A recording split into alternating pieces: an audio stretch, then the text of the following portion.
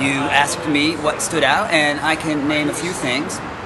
I think the consensus among all of us on what it takes to really go to the next level, to transform our communities, is protected bikeways, is networks of places that are very safe and feel safe and attract that everyday average rider.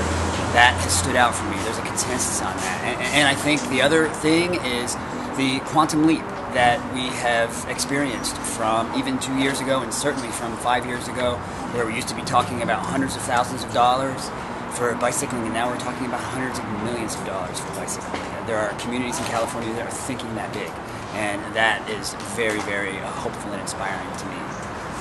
This conference has been wonderful to see all the different bicycle people and everybody working on different projects to make it a lot easier for people to get around and enjoy the pleasure of a bicycle.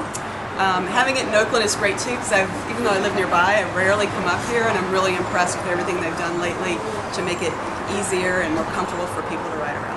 The key thing I've learned so far is that women are definitely making men obsolete in this movement, and we better get on board if we want to stay on the team. The thing I've taken away from this conference, I did the Davis bike tour, and they informed us that the chancellor, when Davis started, basically decreed that Davis University would be a bike-friendly place. And basically, it just struck home with me that you need political will to get anything done. The thing that I'm taking away from this is having a vision for your community of where to take your community by bicycle and spreading that throughout the community through all levels, through the bicyclists, to the business owners, to people in the neighborhoods, and just talking about how bicycling can make your community a better place. At this conference, what I see that's most striking to me is the role of women in leadership in California and their recognition of that role as a power base for improving conditions for women and kids and men riding bikes in neighborhoods. And so I'm inspired by that. I think that's exactly where the bike movement is going to, that's the impetus of where the bike movement is going to grow from. My favorite thing about this conference has been all the women here that are so excited about getting involved. They're passionate. There's so many great stories out there, and I'm looking forward to helping make that happen. And what do you do with women on bikes? I'm a pedal love blogger. I'm on the creative team, so I'm writing about how movement is crucial. After the tragic death of my daughter in Cleveland, which is riding by Cleveland 4 years ago, I've been interested in bike safety.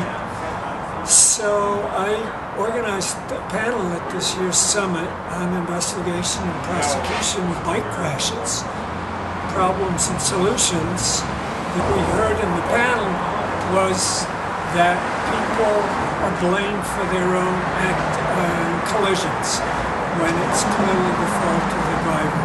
So one of the key things that came up that is a positive step to take is to begin to figure out how to train police departments in what bike laws are and how to enforce them and how to investigate crash scenes.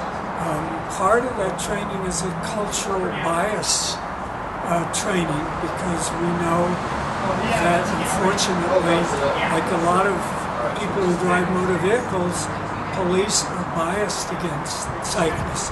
One of the impressive takeaways that I've gotten from this conference is the session this morning on crash investigations, and to learn that the overall bias against bicycling and pedestrians is that they are at fault for crashes involving a motor vehicle. And that's the general public's perception, that's the police perception, that's jury's perception, that the missing information, the blanks are filled in with that bias, and people just assume that it's the cyclist's fault. That just blew me away.